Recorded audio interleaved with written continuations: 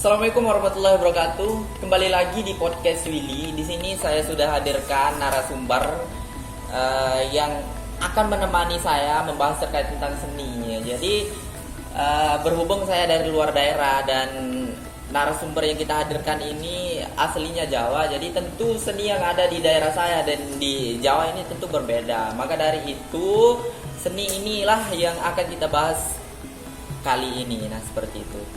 Jadi melihat di Jawa ini kan banyak peninggalan-peninggalan terdahulu seperti Candi Prambanan, Candi Borobudur dan candi-candi lainnya ataupun peninggalan-peninggalan lainnya.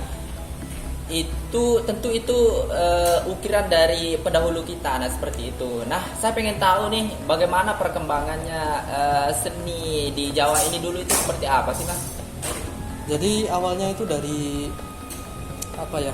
dibawa dari agama Hindu-Buddha. Agama Hindu-Buddha ini sejak abad ke-5 sudah ada di Indonesia. Dan salah satu contoh seninya yaitu adalah wayang. Dan yang lainnya itu kayak Candi Prambanan, Candi Borobudur juga. Dan tiap candi itu ada semacam ukiran-ukiran khusus gitu. Dan itu nggak sekedar hanya mempercantik doang, tapi ada nilai filosofinya gitu. Jadi Candi Prambanan dan Candi Borobudur itu merupakan ukiran dari Hindu-Buddha seperti itu. Betul itu, Mas? Betul. Soalnya kan tiap ukiran itu ada artinya gitu.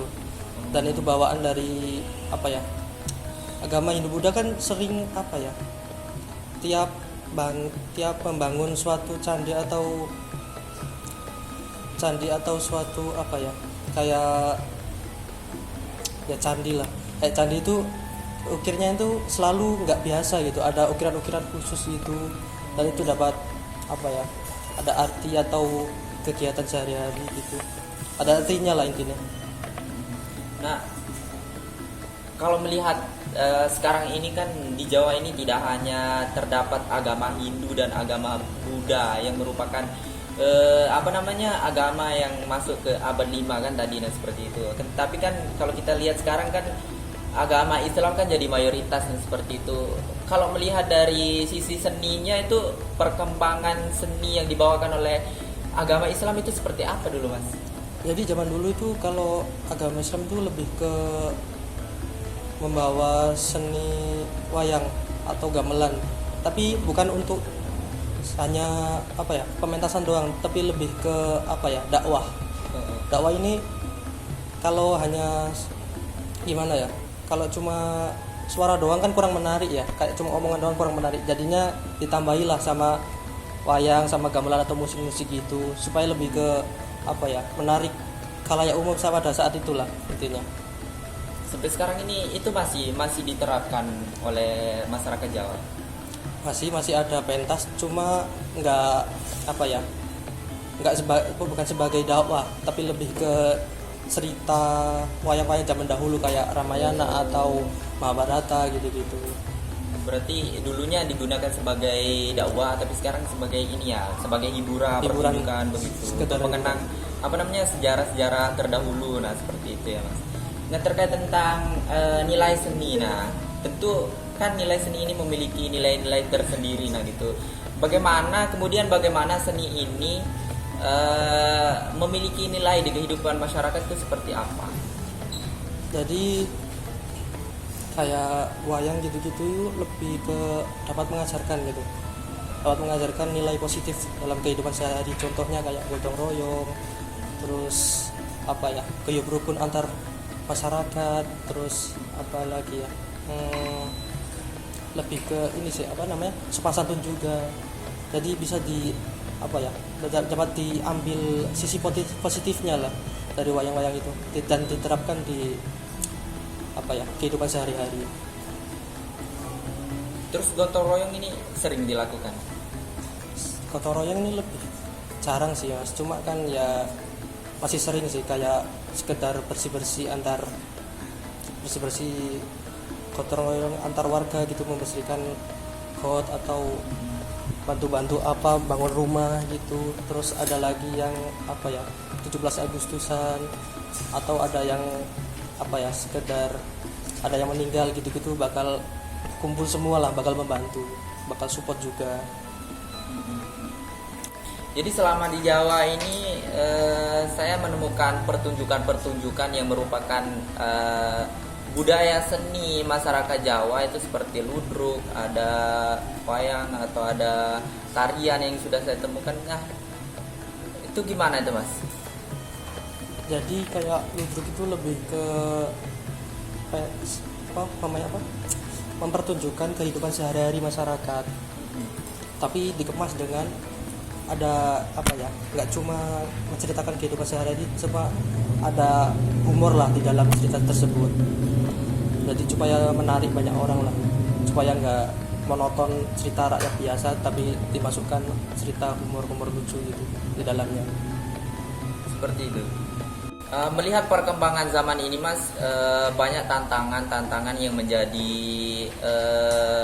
ancaman bagi bagi budaya seni di Jawa, tidak di Jawa saja tapi di Indonesia seperti itu.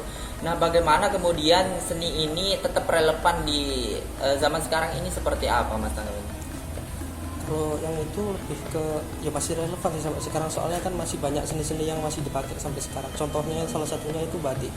Batik kan masih relevan sampai sekarang. Baik yang tua atau muda kan masih banyak yang peminatnya. Soalnya bagus gitu. Dan itu juga dapat dapat dikenalkan lah. Enggak di Indonesia saja tapi ke khalayak luar, misalnya luar negeri gitu-gitu.